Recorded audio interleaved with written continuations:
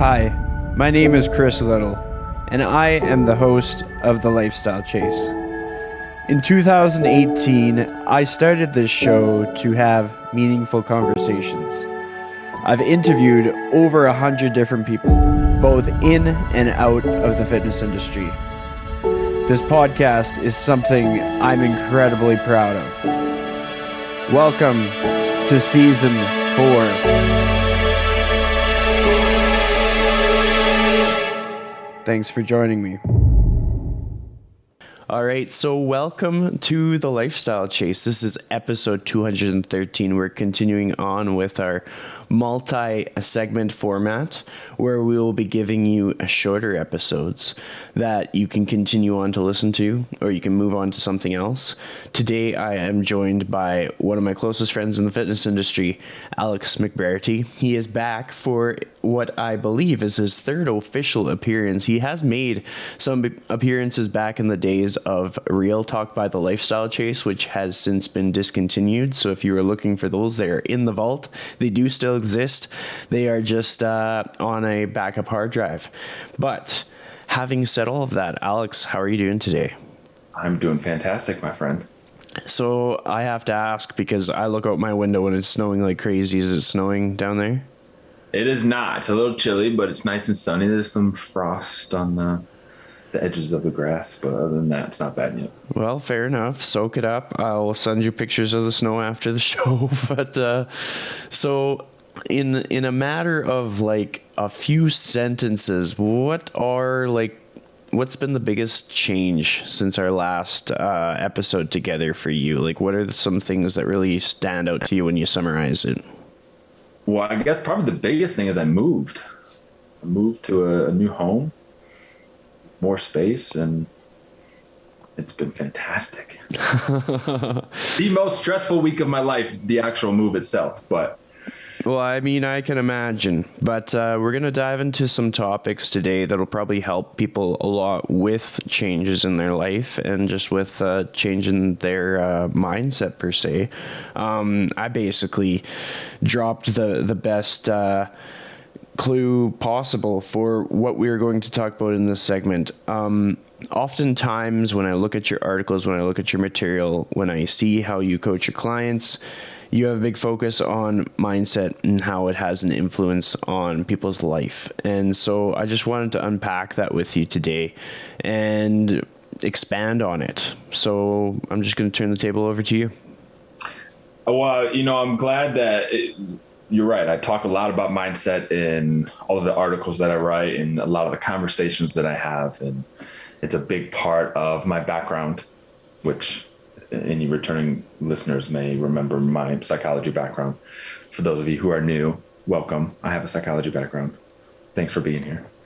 Nice t-shirt, by the way. Thank you. And so mindset is, in my own coaching practice, is something we focus really, really heavily on because it's such an important precursor to a lot of the changes that people actually want to make. And it's oftentimes one that's kind of neglected, or we want to jump right to the front of the line instead of kind of waiting our turn and doing the necessary foundational work to actually, no pun intended, but wrap our head around what it is we actually need to do to get there, right? And obviously, we're probably going to talk a lot about more specifics with regards to mindsets and what they are and which category we might fall into, but I think it's important to, again, in doing that foundational work, kind of set the stage for why it is mindset is so important and why it's such an integral part of that.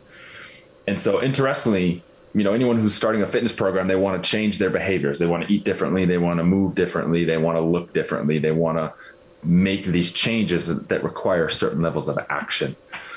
And with mindset, in successfully participating in those behaviors and achieving those goals, there's a sequence that needs to occur. And that sequence ends with behavior, but it starts with mindset, right? And so it's a 3-step sequence. It's mindset, it's attitudes or motivation, and then it's behavior. Lastly, again, a lot of us like to jump right to the behaviors. We try to change the behaviors without addressing any of the other stuff, and it tends to fall flat. The mindset, of course, is, as a quick recap, in general, it's the lens through which we perceive the stimulus that we experience in the world, right? If we touch something that's hot, we tell ourselves a story about what's happening. We touched a hot stove. We were silly for doing it. We won't do it again next time. Or navigating our social environments, the moods that people are experiencing, or what the meaning of a statement someone made to us actually was outside of just the verbatim words that they used. And so we use these perceptions to kind of navigate our world, to write stories about ourselves and our place in the world, but also the things that are happening to us and happening around us. And so what the research finds is there is some stark contrasts in different mindsets, too, in particular, that really lend a heavy hand to how we perceive everything that's happening. Now, once we start telling ourselves those stories, that then leads us to that second sequence in the behavior, which is the attitudes and the motivations. This is really just our intentions to do stuff, right? We're not going to start a fitness program unless we're motivated to make changes or want the results of those changes. We're not going to, go for a bike ride unless we want to go for a bike ride, right? No one's going to strong arm us into going for a bike ride. In some level, in some capacity, we need some amount of motivation towards the thing that we want to do. And then only when the mindset and the motivation align and kind of agree with each other, do we then stand the best chance of actually doing the behavior. But if any point in that sequence, something falls apart, either we don't have the right motivations or the right attitudes towards our intentions to do the behavior that we know we need to do or that we want to do, or if our mindset doesn't lend to our capabilities to do the behavior that we feel like we need to do, that we want to do, it's just not going to happen. The behavior is not going to happen. You're going to find a rationalization or an excuse or something is going to stop you and prevent you from going to that behavior. So very quickly, jumping into what those two mindsets are, what the research finds is there's two distinct mindsets, what's called a fixed mindset and a growth mindset.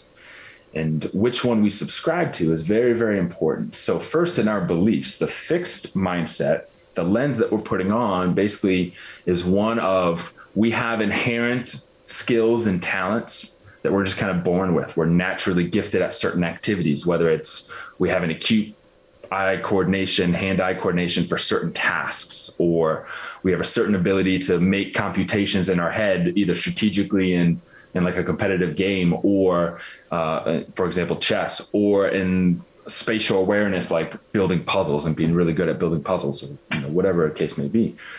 And so what that then lends to is if these traits are fixed, individuals who have that mindset, who subscribe to that mindset, are going to tend to stick to the things that they're naturally good at. Now, for someone who's a growth mindset, on the other hand, the inherent belief that they have or the lens that they're putting on is not one of inherent or natural born talent. It's rather one of the understanding that we can practice and we can learn and we can get better at things. So while there may be things we're just kind of for genetic reasons or nurture reasons of our upbringing or our previous experiences, we might be better at some things than others when we first try them. But that doesn't preclude us from being able to cultivate those skills in other areas and get better at everything, right? So in the one, what we're good at is kind of set in stone. We just got to roll with it. On the other, we can kind of figure it out as we go. We can build those skill sets. We can get better and improve and kind of turn things into our strengths if we so desire, right? There's so much to get from that for sure. I'm going to ask you quickly just to kind of like dig from your own personal experiences. When was the most recent time that you had to substantially change your mindset? Well, I'm glad you bring this up because there's a really recent experience of this. And I want to provide some context to this by saying, too, that when we think of mindset, it's also not necessarily a blanketed thing. Like if we subscribe to one mindset, it doesn't necessarily mean we believe that or we use that lens for every situation in our lives. It's entirely possible that we kind of cherry pick. We have an inclination towards mindset in one area of our life and another inclination in the other for different areas of our lives. So it can kind of change across the board. And so interestingly, this past weekend, I don't know if I shared this story with you yet, Chris. This past weekend, Katrina was out of town. I was home alone. And for listeners who don't know, my girlfriend and I have been taking dance lessons for the better part of 3 years now, since 2018. Actually, a little more than 3 years now. But so we've been taking dance lessons together. We do a dance called bachata, which is a style of Latin dance that's what's considered a social dance. And so all that means is that there's no preset choreography. You really learn the kind of fundamentals and you learn some movements, and then they can all kind of roll and piece together in certain ways. And when you're dancing, you essentially just make it up as you go. You make up the choreography as you're dancing. And what that allows you to do is essentially be able to dance with anybody, right? And so that's why it's considered a social dance. You go to a club, you go to a dance event, and you just kind of hang out and you dance with whomever, right? Now, in all that time that we've taken lessons together, we've never actually gone to any dance events. We've only danced in our lessons and really no other time outside of that. So we've not actually gotten a social dancing experience. And so aside from dancing with my instructor, Katrina makes up 100% of my dancing experience with another human being. But on this weekend, and obviously due to COVID too, there's not a lot of dancing opportunities socially right now because of everything related to COVID. But our instructor was hosting a holiday dance party, something she used to do very frequently pre-COVID. Now it's been a lot more sporadic, and this was really her first event since. And I'd kind of made the decision a while ago that I really wanted to go and try it. And then by the time I asked Katrina, she had already made plans to be out of town on a little girl's getaway with some of her friends. So she wasn't going to actually be here. So now I was stuck between not going, which would have been the easy way, just kind of hang out at home and convince myself I wasn't going to go because she wasn't here, or go by myself and feel it out, see what happens. And this is a moment where I kind of had to check my mindset. Now I consider myself in previous conversations, listeners might be able to tune in. How much I talk about this stuff might lend support for this. Our conversations, I know you know this personally. I consider myself a very growth-minded individual. That's the mindset I hold. I'm all about learning new things and practicing. And that's why I started dancing in the first place, because I had no rhythm. I probably still don't have any rhythm, but it's getting a little bit better. And, so I'm a confident guy, right? I've had a lot of experiences of seeing myself achieve things and get better at things that has all accumulated to where I am now. But the thought of going to this dance party by myself with, I don't know, there may have been 80 to 100 other people there at any given time who I didn't know. I didn't know a single person there except for the instructors. And interestingly, one of my clients was also there actually too.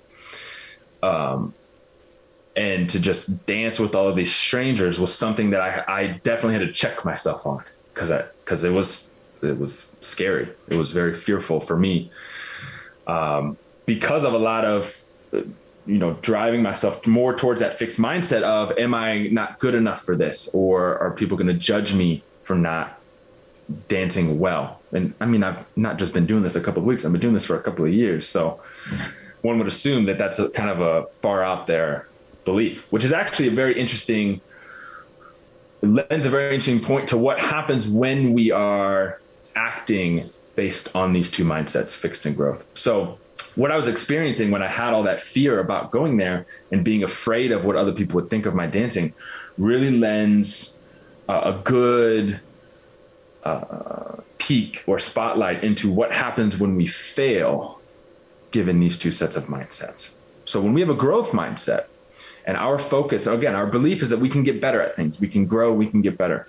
When we fail at something, people with a growth mindset tend to take it as a learning opportunity, right? And so what we call this is an external causality. The reason for the failure is nothing inherent about me. It's something to do with either my preparation for this. Maybe I didn't practice my dancing enough. It's about maybe I shouldn't have these greater expectations because I haven't been dancing as long and I've never socially danced before. So maybe I should give myself a little bit more credit in that realm. Or it's finding ways in which we can learn from those mistakes and those failures to then improve our practice and our acquisition of that skill later on so that we can come back and do it even better, right? So an athlete, say a tennis star who doesn't perform as well at Wimbledon or whatever the big tennis competition is that they're competing in, And they then take all of that information, the footage, the way they prepared for it, all that, and they refine it and they make it better. So when they come back the next year and compete, they're going to do better than they did before. I love that. That's how someone with a growth mindset will. Someone with a fixed mindset, which is where I was at for this event, is one where, because those skills are inherent in us and they're fixed and we can't really do much to change it, what that means is when we fail, that then becomes a judgment about our abilities. So it's not, we have an internal causality. Instead of, I didn't prepare well enough for this event, it's, I'm just not that good of a dancer. I'm just not great at this activity. I shouldn't have high expectations because I'm never going to be great at this activity. So it's something inherent about us that, because it's fixed, is unchanging and we can't do anything about it. So now we're more afraid to fail, particularly in front of other people, because them watching us fail means they now have accurate judgment of our inabilities as a person. And that's some scary stuff, right? This is why people with a fixed mindset tend to be more apprehensive to try new activities that they've never done before, especially if it's around people they don't know, because there's that fear of judgment, of performing poorly. Whereas someone with a growth mindset who's really set in that is going to be more fearless in these events, because they're not worried about what other people are. They're just worried about mastering the activity and getting better at it. And so because they know they can improve, their poor performance now isn't a direct reflection of them as a person. In fact, what's more important is what they do with that. That's a better reflection of them, not their performance. Right? So someone with a growth mindset is going to have a mastery, what we call goal orientation. They're just trying to get better at the activity than they were. They're only competing with themselves in previous attempts. Someone with a fixed mindset has a performance goal orientation. They just want to perform well. They want to win. They want to do better than everybody else. So with all of that being said, as we draw this segment to a close, if you were to come across someone who felt that they were in a fixed mindset, what tangible piece of advice would you have for them? So for someone who's struggling with a fixed mindset, the first thing I would do is I would challenge that belief of whether or not they are, what was the cause of their failure? Is it truly because they're not good enough at an activity? And most people who have a fixed mindset, and again, it can be for different things. Like I might have a growth mindset towards my fitness, and in this case had a fixed mindset towards my abilities to dance socially, right? So it can change. But so with that being said, someone who feels like they're suffering from a fixed mindset or being held back by that, I would then reflect on what are previous instances in your life when you've actually gotten better at something, where you've grown and you've learned and you've done better. Most people have an easy answer for this, and it's graduating high school, right? Most people learn a lot from the time they start in kindergarten to the time that they're graduating high school when they're 17, 18 years old. So any experiences we can draw of times we've already seen ourselves cultivate skills and get better at something, get better at a task, then lends further support to the reality of a growth mindset and less reality to the sense that we are unable to change ourselves in any sort of way. And then the other thing, of course, is we got to do the dang thing. Right. So fortunately, I went to that dance party by myself. I had a fantastic time. I danced for 3 hours straight. I danced with who knows how many people. It was a wonderful time. Everyone was kind. No one was judgmental. There were tons of people at different levels. There were people much better than me. There were people less better than me, or not as good. And it was a fantastic experience. And in hindsight, I realized how silly I was for having those beliefs. But the fact that I was able to check myself, and kind of on my drive there, I was doing the very thing that I'm talking about, kind of reminding myself that this is a moment of growth for me, right? This is how you get better at social dancing. You can't get better at socially dancing unless you do it, because everyone's movements are a little different. Everyone's styles a little bit different. Everyone's experience is a little bit different. So if you only dance with one person, you're only going to be able to dance with one person. But if you dance with other people, you become a better dancer, right? So reminding myself of that on the way there, and then just walking through the door when I got there, just kind of being brave in that instance and just being like, okay, I'm here. I got to do this. I can totally feel the nerves that a person would have going into something like that. And I can sense the hesitation a person might have in taking on that challenge, but I hope that they do. we're going to draw this episode to a close. We're going to reconnect for the next episode, which if you are listening to this as it gets released, the next episode will be out tomorrow. But without further ado, we will say goodbye for this one.